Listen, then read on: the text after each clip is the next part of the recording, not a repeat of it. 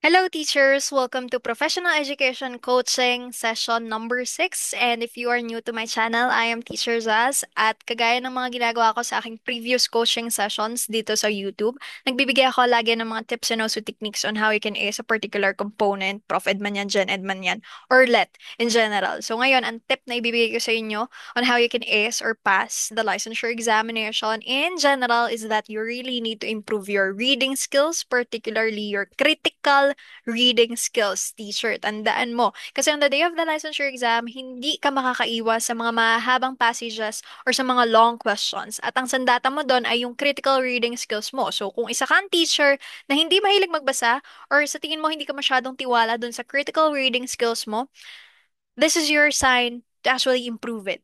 Okay? Kasi believe me when I tell you that your reading skills, especially your comprehension skills, will save you on the day of let.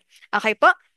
So, ayan. And by the way, teachers, I'm actually inviting you to join our Sulit Prophet and Gen Ed online let review. So, ngayon, dito, ano bang meron dyan? Bakit kailangan mong sumali dito? Kasi dito natin aalamin kung paano mo talaga sasagutan ba yung mga tanong na totally confused ka or yung mga tanong na hindi mo talaga alam. Yung test item na totally hindi mo alam yung question at yung choices. So, paano mo nga ba siya sasagutan, di ba? So, yung mga test-taking techniques dito, ito yung highlight talaga ng ating let review discussion or i-discuss talaga natin kung paano natin i-improve yung test-taking techniques mo na yan.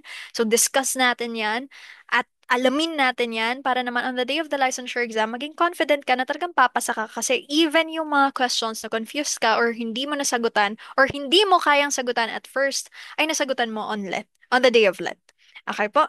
So I really want to equip you with that confidence and also strength and courage na you will pass the licensure exam after exiting the testing center.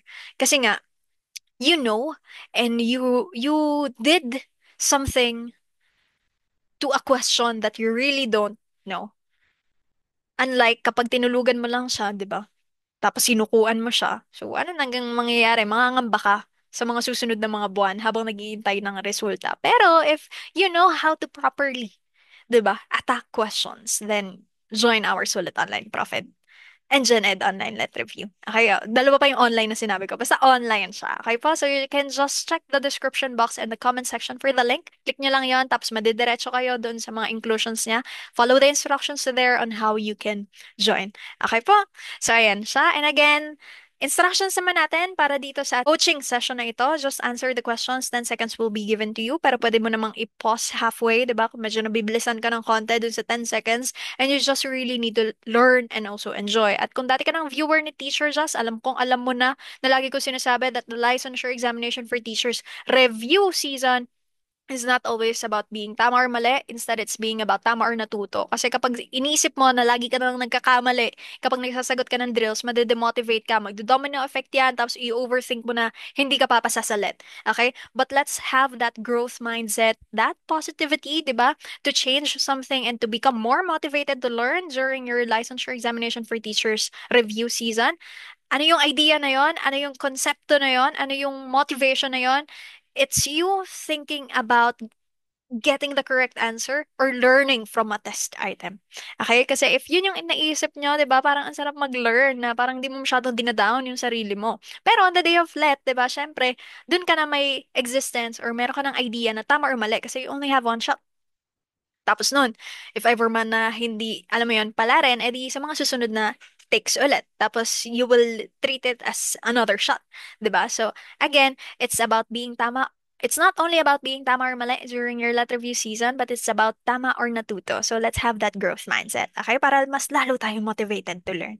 Number one tayo, teachers. So, ayan, kung makuha mo man dito ay 5/20, it's okay, teacher. Balikan mo to bukas for sure 20/20 ka na.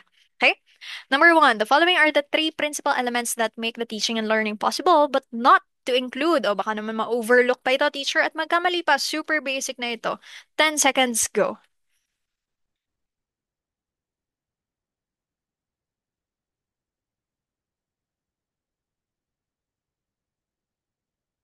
Answer natin dito, obviously, it's government. Bakit? Three principal elements, major. Teacher, hindi ka magkakamali dito. Magkakamali ka lang kapag na-overlook mo yung word na not. And this is actually very important. Okay? Number two, what exemplifies appropriate application of the law of readiness in instruction? Huy! Application daw ng law of readiness, appropriate pa. Okay? Na law, application of the law of readiness in instruction. 10 seconds, once again, go.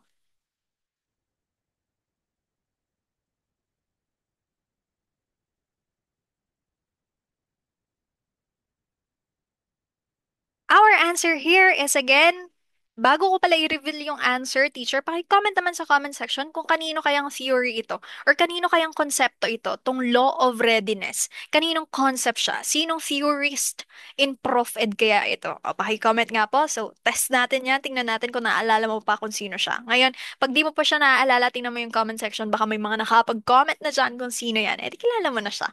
Okay, so ang answer natin dito is letter A, preparing lessons adapted to age level. Bakit po? Appropriate, fit, suitable, di ba? Application, may practice, kailangan yan. Law of readiness. Ngayon, ang practice mo dito, teacher, preparing lessons. Ang appropriate dito, adapted to age level. And at the same time, yun yung law of readiness. Okay, itong adapted to age level. Bakit po? Ano ba itong law of readiness ni Thorndike? O, ayan, na-reveal na natin. Si Thorndike po yan. Ngayon, sinasabi dito sa law of readiness, dapat kapag magla-lesson ka, ready yung bata na matuto. Ready yung estudyante na matuto. O ikaw, di ba, teacher, hindi mo naman sinasampahan yung isang material. For example, hirap na hirap ka sa math. Ngayong let review mo, ayaw mo talaga ng math, hindi mo yan sasampahan kagad hanggat hindi ka ready, hindi mo feel pa na aralin siya. Hindi mo yan sasampahan kagad na aralin. Okay? So, yun lang yun. So, law of readiness. Hindi ka kagad pupunta sa complex concepts kung hindi mo pa kayang intindihin yung simple concepts. That's law of readiness. Okay? Subject's readiness to learn. Ano naman tong effect? Ang sabi lang dito, epekto. Ngayon, if responses to stimuli produce a satisfying effect, they are likely to be repeated. If responses produce an unsatisfying effect, they are likely to be avoided. Kung nagbigay ka ng activity, make sure mo na yung activity na yon ay magkakaroon ng maganda at positibong epekto sa mga estudyante mo. Yung learning event na yon, yung learning activity na yon. Okay? Next one, law of exercise. Tandaan mo lang, teacher, ito madali lang, di ba? Pagka medyo may nalilito ka, na-review mo na siya kasi nga, feeling mo, ready ka na mag-review. Tapos, inulit-ulit mo pa yung pagre-review, repetition, practice, that's law of exercise. Kasi mas mareretain mo yung knowledge. And these are the laws of learning. Okay? According to Thorndike. Ito po ang spelling niyan. Thorndike. Thorndike. Ayan. Okay? Next. Number three, what is Teacher Bea assessing of her students when she determines their level of understanding of concepts in her biology class? 10 seconds, go.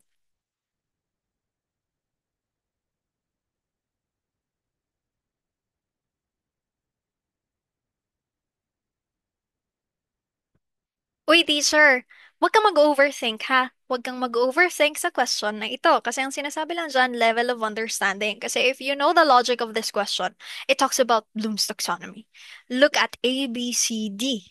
Bloom's taxonomy yan, hierarchy, di ba? Yung Bloom's taxonomy natin dyan, yung pagkakasunod-sunod na yan. Ngayon, ang tinatanong lang, teacher, level of understanding. Maaaring dalawa sa mga yan ay merong level of understanding. That is, and they are actually grand concepts. But the logic of this question is to only determine the level of understanding. Huwag mo i-overthink, teacher, ha? That's why the answer here is letter C, their grasp of meaning of concepts. Sabihin mo sa akin, teacher, Zaz, bakit ganon? Eh, hindi ba yung letter B at letter D ay merong level of understanding? Yes, merong level of understanding, but the question is only just asking you for the level of understanding per se. Ibig sabihin, ano lang talaga yun? Kasi nga, ang logic ng question ang question na ito, ang logic ng question na ito, ulitin ko sa'yo, Bloom's taxonomy. Recall, meron bang learning or level of understanding? Wala. Ngayon, ang level of understanding, tanungin kita, teacher, if you want to test the level of understanding of your students, will you ask them to create new concepts, as in novel concepts, bagong concept? Will you ask them to produce something? No, kasi sa Bloom's taxonomy, nasa creating level na yan. Tama? Eh, doon lang tayo sa comprehension level, teacher. Huwag ka masyadong aangat. Kasi baka mamaya, yun nga yung reasoning mo, di ba? Eh, meron namang understanding dyan. You're right. Kasi nga, they will not be able to create if they don't understand. But the question isn't asking for that. Okay? The question isn't asking you to overthink and to give more. Okay? So letter C, their grasp of meaning of concepts. Grasp. Ibig sabihin, paano nila nahuhold sa isip nila yung mga meaning ng concepts? Paano nila naiintindihan? That's the exact term. Okay? And then lastly, they're applying concepts to life. Hoy, sabihin mo sa akin, coach, teacher, ang pinaka-biggest understanding dyan is when they apply. Kasi that is the evidence. But again, the question isn't asking for that. Question is just only asking about level of understanding plus Bloom's taxonomy and logic ng question na ito. That's why if you want to stick to their level of understanding of concepts, their grasp of meaning. Okay? But if you want them to create something, you want to check their creating skill, create new concepts. Application, level of application, diba? Applying concepts to life. Now, number four, which of the following best describes technological pedagogical knowledge among teachers? Ito madali lang siyang intindihin, yung TPAC, TPK, CK, PK. So later, tingnan natin yan. Is it letter A, B, C, or D?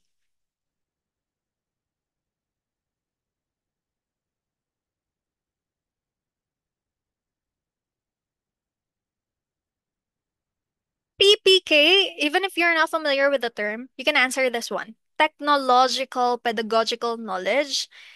Technology plus instruction. How will you teach? The answer here is letter C. Their use of technology in instruction. Originally, PCK lang naman talaga yan. The what we know TPAC is originally PCK. Ano tong PCK? Pedagogical Content Knowledge. Ibig sabihin, it's your knowledge of what to teach plus how to teach the what to teach. I guess my logic teacher is your knowledge of what to teach plus how to teach that what to teach. Ibig sabihin, paano mo ituturo yung content na alam mo.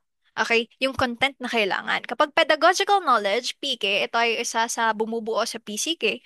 This is your knowledge of instruction, your techniques, strategies, how will you teach? Okay? Kapag content knowledge naman, this is about what will you teach. That's it. That's simple. Ngayon, next natin is TPAC. Ngayon, ang TPAC, medyo mukha lang siyang complicated kapag nakita niyo yung framework na yan, but it's just really, really a combination of pedagogy, and also content. Ngayon, ang question natin dyan, or ang tatandaan lang natin dyan, is how will you teach content using technology or vice versa? Okay? Kahit paglabu-labuhin nyo yun, 'di ba? So, ganun pa rin ang kakahinatnan ng TPAC. Technological pedagogical knowledge yung kanina, 'di ba? How will you teach using an or using a technology? Okay? Pag technological content knowledge naman, paano mo, alam mo 'yun, paano mo gagamitan ng technology yung content, yung subject mo? And then kapag pedagogical content knowledge, the same kanina yung in-explain ko, this is the original one, 'di ba? The PCK, how will you teach what you know? Okay po. So hopefully naintindihan na at madali sa inyong maintindihan kasi titingnan mo lang naman yan tapos inform mo lang sa kanila kung ano ibig sabihin nila. Madali lang naman silang intindihin, 'di ba? Kasi sanay naman na tayo sa mga ganitong terms in professional education. So ganun lang siya. Okay? Now, number five, how are classroom rules and procedures best prepared? Is it letter A, B, C, or D?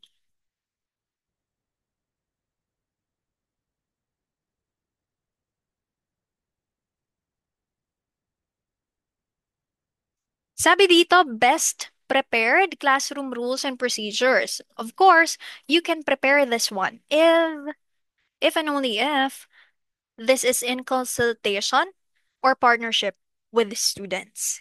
Kasi sila naman yung mamamahay dun sa classroom nila, 'di ba? So again, if you want them to follow the rules and not to break the rules, let them set the rules. Okay? In partnership with you.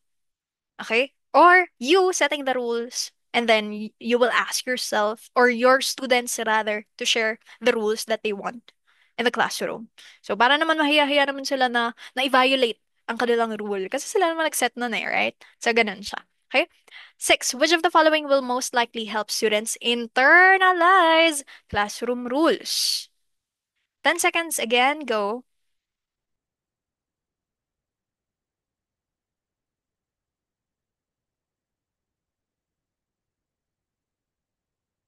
O, diba? Almost the same lang siya kanina with number five. But the answer here is letter B. Student participation in setting rules. Kanina sa number five, kita mo, in consultation or partnership with the students. Ngayon, kapag number six naman, answer natin is almost still the same, but Alam mo yun, iba lang yung construction.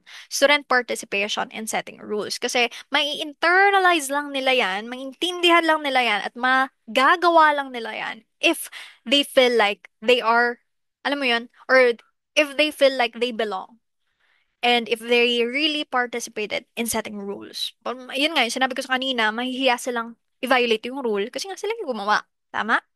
So, lagi nilang gagamitin yon. Number seven, what kind of assessment is the compiled materials like reflections, photos, school leaflets, etc. from internship of senior students? Madali lang din to, teachers.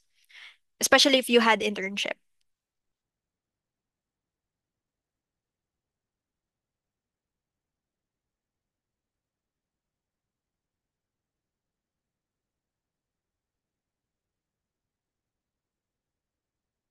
Okay po. So, ayan, ang number seven natin, teachers, compilation daw ng materials. Of course, our answer here is letter A, portfolio. Ngayon, we have different types of portfolio. So, ito lang yung mga basic types na alam ninyo dapat. So, we have the showcase one. Kapag sinabi nating showcase portfolio, from the word itself, showcase, you really need to showcase something.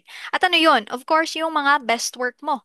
Okay? Mga best work. Ngayon, sa portfolio, kapag assessment or assessment portfolio, yan, assessment portfolio, this is based on particular objectives. Okay, compilation ng mga assessments like learning activities, learning artifacts nila that are based on objectives. Ito, mas formal daw siya, di ba? Or formal talaga siya in reality. And then the next one is hybrid portfolio. Hybrid is a combination of showcase, assessment, or this one, process portfolio. Kapag process or process, not process, sorry, progress portfolio.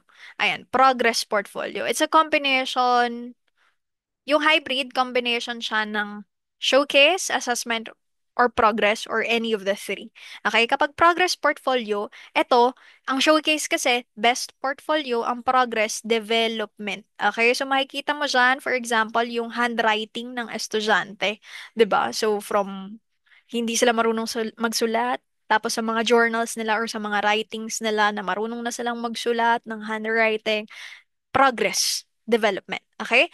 And then next one, teachers, kapag essay naman, lipat ko na lang ulit dito kasi wala na tayong mapagsulatan. Ang essay, restricted, extended. Ano bang ibig sabihin na tong dalawang to? Ayan. Kapag restricted, teacher, if you are an English teacher or if you are a teacher who wants to restrict essay, ang ibig lang nito sabihin is you will be giving limitations. For example, answer this question or answer the following questions in 5 sentences. So, ganun siya. Or answer the question specific or answer the question in a brief manner. Answer the questions briefly. Ganyan. So, basta meron kang gustong, ano, patunayan. For example, give three factors and explain them in your essay. Okay? Ngayon, kapag extended naman, from the word itself, extended, you don't have limitations. And ang kagandahan ng extended is, pwedeng maging comprehensive sa estudyante, pwede siyang maging detalyado, kasi nga wala siyang restrictions, or pwede rin siyang maging creative at the same time. So, free form. Ikaw bahala. Okay? Basta magsulat ka ng essay mo dyan. That's extended. Okay po? So, hopefully, naintindihan na. At yung mga test, di ba, alam niyo naman na yung mga different types ng test natin, multiple choice, essay, etc. Okay? Number eight, what role does a teacher do when he or she draws out the capacity of learning to assimilate, organize, and produce ideas while controlling the pace, slow or fast, of learning?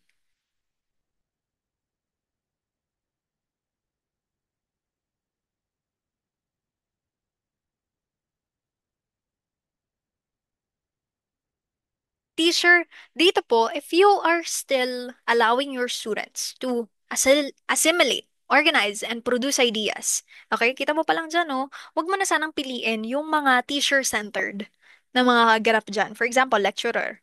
O, diba? So, hindi yan. Okay? So, ang answer natin dito is letter A, facilitator. Bakit facilitator, coach? Nalilito ko. Akala ko ba guide on the side lang siya?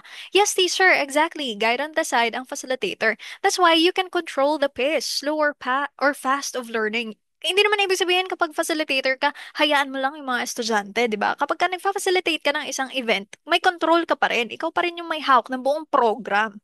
But you just let the program flow on its own, 'di ba? And also the participants in the program, you let them do what they like, or you let them do things that are according to the program. Okay? So masyado na lang, alam mo yun, free form, pwede, di ba? And again, pag facilitator, di ba, capacity of learning to assimilate, organize, and produce ideas. So I hope you don't pick lecturer kasi if you're just lecturing, di ba?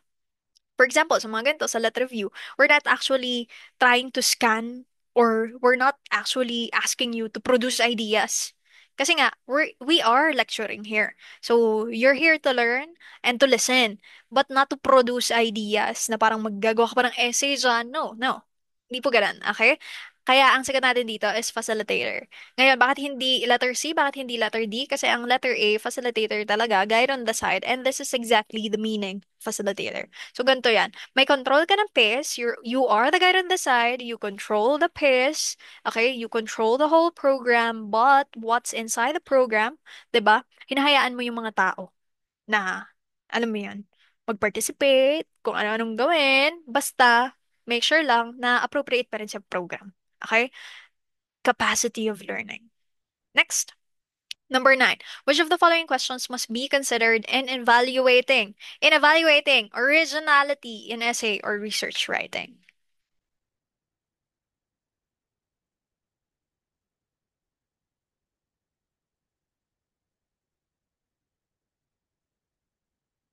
Teacher, we are talking about originality. We're not talking about validity, requirements, or assumptions. That's why the answer here is it one's own material? Originality. Okay?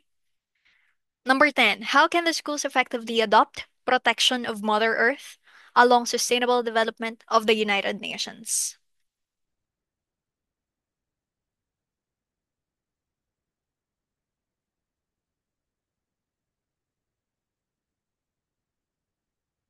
Sa mga pagkakataon na ito, malilito ka lang sa mga A, C, at D. Pero babalikan natin yung tanong. How can the schools effectively adopt protection of Mother Earth along sustainable development of the United Nations or along the sustainable development idea, 'di ba? Goals man 'yan. So ayan, how can we effectively adopt protection of Mother Earth? Malilito ka lang sa A, C, at D kasi ito namang letter B, wala na siya masyadong hindi na siya ganun ka-connected. Okay? Or wala na siya masyadong connection. Ang letter A kasi, integrating ecological values in the curriculum. Uy, maganda, 'di ba? So suspend mo muna yung judgment natin dyan.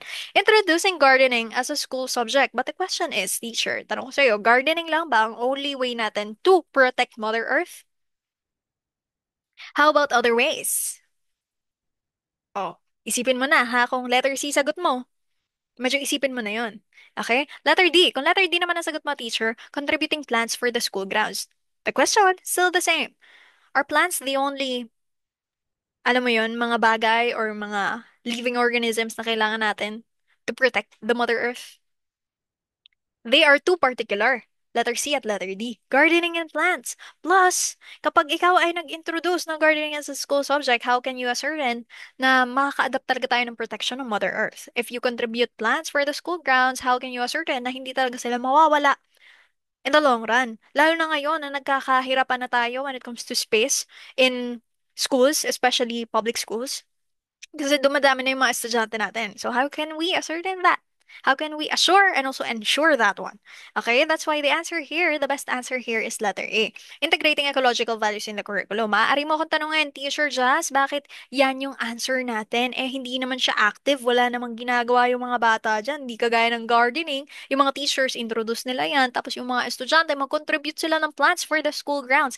Ito pang sagot natin kasi in general siya, ecological value. So whatever that ecological value is, mapaplant man yan, magtanim ka ng puno para gumanda ang ating kalikasan, huwag ka masyadong magtapon ng basura sa kung saan-saan. So ecological values can actually cover a wide range of values. Okay? In the curriculum. If we integrate it in the curriculum, English man yan sa English, Soksay, MAPE, sa whole curriculum, mas maganda. Okay? Plus, mas sustainable siya kasi you are inculcating values in the students. At the same time, you are prompting the students to do something. And then the students who have finally internalized the values, they will, alam mo yon, gagamitan na nila yon in the long run sa buhay nila. lifelong experience na yon or lifelong value na yon na itatreasure nila hanggang tumanda sila. And again, that's going to be sustainable. Yun yung tinatawag dating sustainable. Okay? And again, protection, effectively adopt. Okay po, so hopefully na-guess nyo bakit letter A yung answer natin. Okay? Number 11, here is an expected lesson outcome. At the end of the lesson, all learners must develop a positive attitude towards work. Is this a smart lesson outcome?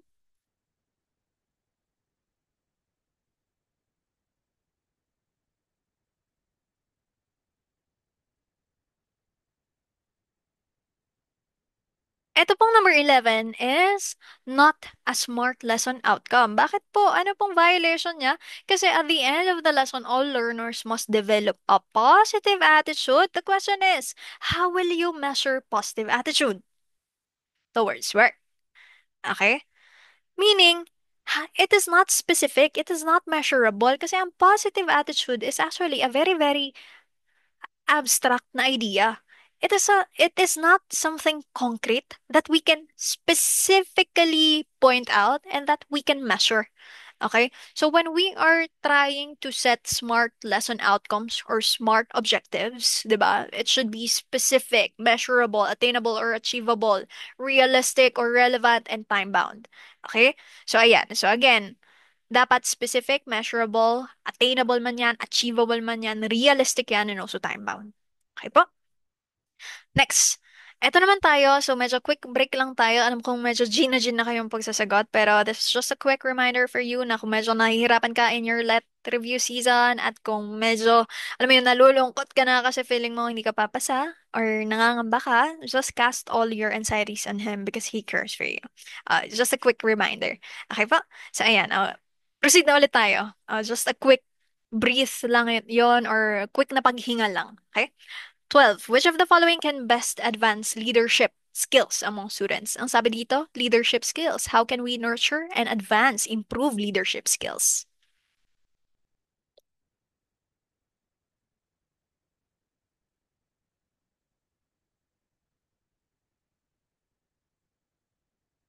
Of course, answer is letter D. Make them head group activities. Kasi nga leadership activity or leadership skills. Okay?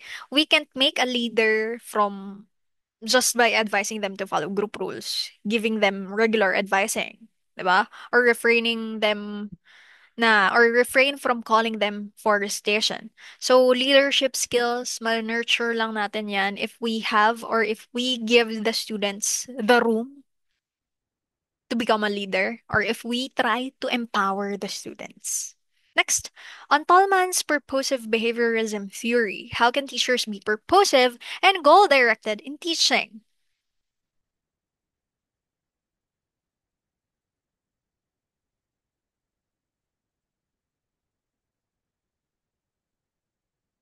Sabi dito, dapat focus ka sa goal. You have the purpose and also you have the goal. Mag-focus ka lang sa kung anong kailangan mong gawin. And so, in teaching, you need to state lesson outcomes clearly and specifically. Bakit po in purposive behaviorism, how can teachers be purposive? My purpose, my goal, of course, if you have the outcomes. And if you state the goals clearly and specifically. Okay? Kasi itong shortened lesson presentation, kasama ba to sa goal mo? This is not exactly the goal. Kasi ito is a step to accomplish a goal. For example, ang goal mo ay to, alam mo yun, tapusin ang isang learning area na to sa isang oras lang o sa 20 minutes lang kasi nga may activity pa pagkatapos or mayroon pang event ang mga estudyante pagkatapos. So, if you shorten lesson presentation, it is not exactly the goal, but a step to reach the goal. Okay, letter C, deliver the complete lesson. Another step. Okay, they repeat lesson presentation twice, another step. But if you state lesson outcomes clearly and specifically, 'di ba? So ayan na siya, your goal or your way of teaching is purposive and at the same time goal directed. Okay? Next, among thinking skills that students can develop, which is the ability to retain ideas by rote memory.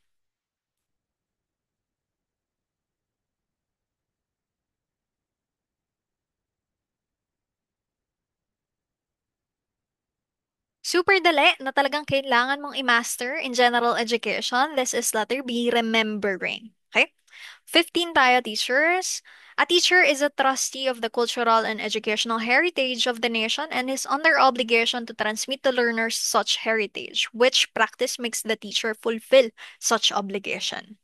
10 seconds.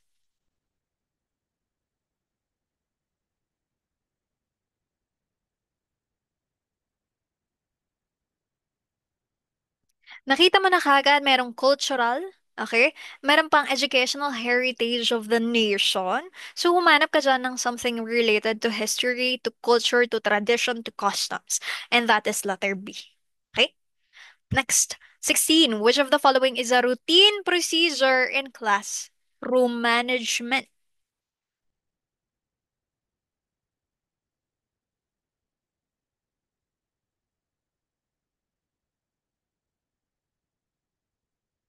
Ang sagot natin dito, teacher, pag sinabi nating routine procedure, something that is already embedded in your everyday instruction or in your everyday practice of teaching. Okay? So again, that's the routine, that's the habit. Anong ginagawa mo, 'di ba, in your classroom management? Ngayon, optional ba siya or hindi? Of course, it is not optional kasi it is a routine. You need to conduct this one every single day unless may exemption. Okay? And so the answer here is letter C, roll call. Ngayon, tatanungin ko sa'yo, pag sinagot mo, experiment, role play at research, araw-araw ba kailangan mong gawin yan sa ating mga estudyante? Kahit hindi naman talaga pasok sa objective ang pagro-role play, pagro-role playin mo, 'di ba? That's why they are not the answer. Okay? 17. What do students miss while engaging in virtual learning during the COVID-19 pandemic?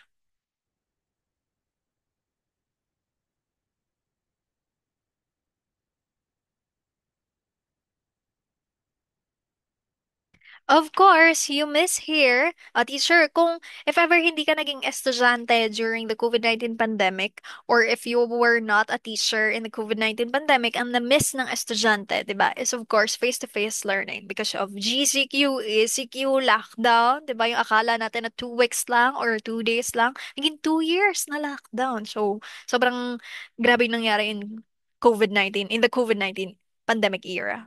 No?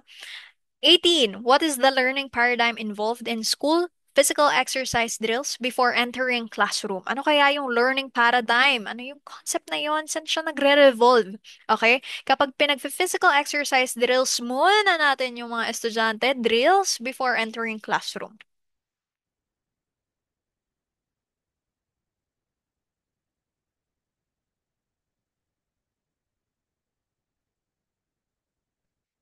Ngayon, teacher, if it's observation, if your answer is observation, ask yourself, in which part did you see observation in this one? Okay? So parang wala naman, di ba? Kasi nga, estudyante yung gagawa. Physical exercise drills. Next one, pag-reward. In what way can you reward the students?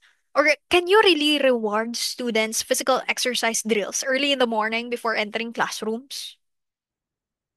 Di ba? Anong ginawa nila naka-reward-reward ng physical exercise drills? Next one, punishment. Ano naman ang ginawa nila para i-punish mo sila using physical exercise drills early in the morning kasama sa flag ceremony? O ano kaya yon, 'di ba? And the answer here is letter D. It's conditioning. Bakit po may drills tapos may physical exercise? Ngayon, ang physical exercise drills before entering classrooms, it's part of conditioning. Kasi conditioning in the sense na kino-condition mo yung mga estudyante to be ready sa paglo-learn. Kasi sa umaga, syempre, 'di ba? Or sa hapon man 'yan, 'di ba?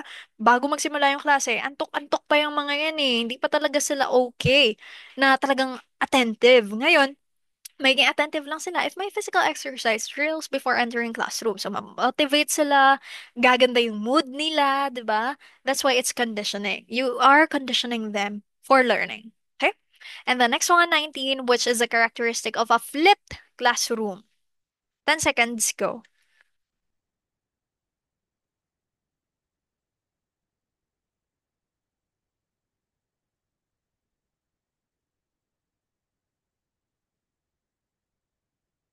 Okay po, ang flipped classroom, teacher, ibig lang nitong sabihin, flipped siya. Answer natin dito is letter A. You do your assignment at home. Ito talaga, realidad na nangyayari na to. Pero, you come to class to discuss your answers. Okay? So, ibig sabihin nito, You go to the classroom to discuss your answer. So, medyo flipped yung classroom natin. Anong pinakaiba niya sa letter D? Students do the lecturing, not the teacher. Not entirely. Ang letter D kasi, entirely kasi to. Entirely students doing the lecturing, not the teacher. Hindi po sila nagla-lecture. They discuss their answers.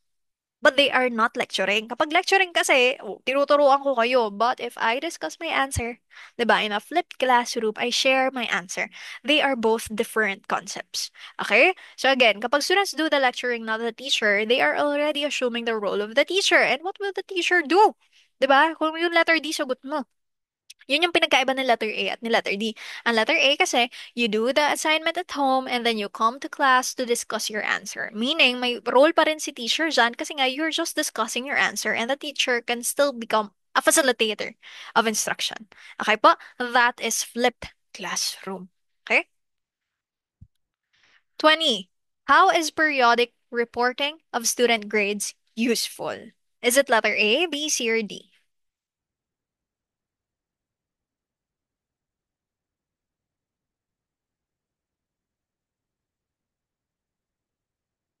Kapag nire-report mo yung student grades, both sa students and also sa parents, paano siya nagiging useful, teacher? Do you do it as an obligation? Sasabihin mo sa akin, yes, in reality, kasi obligasyon ko yan bilang teacher, which is in fact tama, teacher. As a way to please parents, medyo mali. 'Di ba? Kasi we don't do that to please parents. We do it as an obligation. But is that really the correct answer? Spend muna natin yung judgment natin dyan. As a way to win support for the school, do you really do this one to win support for the school? No, di ba? You don't, or you don't use assessment or student grades for that. That's why X na natin to. As feedback. Tama? So, you only have between letter A at letter D. Tanong ko sa'yo, teacher, anong mas professional pakinggan? Or ano yung mas maganda na pakinggan? Ano ba talaga yung sense ng reporting natin sa student? Ginagawa mo lang ba to for the sake of, or for the sake of doing your job? Or as feedback? What is really the sense of reporting? And the sense of reporting isn't because, or isn't about you. The sense of reporting student grades isn't actually about you as a teacher, but it's about the student's performance. Ngayon, if it's about the student's performance, therefore you do reporting of students' grades as feedback, not as an obligation. Although in reality, obligation na talaga natin tong mga teacher, but it's actually as feedback. Okay po? You really need to strike a balance between being realistic and also being idealistic. And so you really need to see how professional or what is professional rather, for you as a teacher. And again, if we see this one, if it's going to be based on our profession of reporting our students' grades to students and also parents, therefore, we're not going to do it as an obligation. Reality, obligation talaga siya. But in professional terms, 'di ba? Why do you do reporting? It's because professionally, we want to give them feedback. Okay po? So that's it for our professional education coaching number 6. And ayan, yan yung answer natin. And by the way, teacher, if you want to join, once again, I'm inviting you really to join our Sulit Prof and Janet online letter review. So improve natin yung test taking techniques mo, teacher. Okay po? So enroll now. Check the description box or the comment section for the link.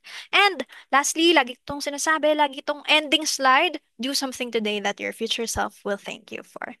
So yun lang naman po, teacher. Subscribe to my channel. Let's review with Teacher Jazz to know and to watch more videos. Bye bye, everyone.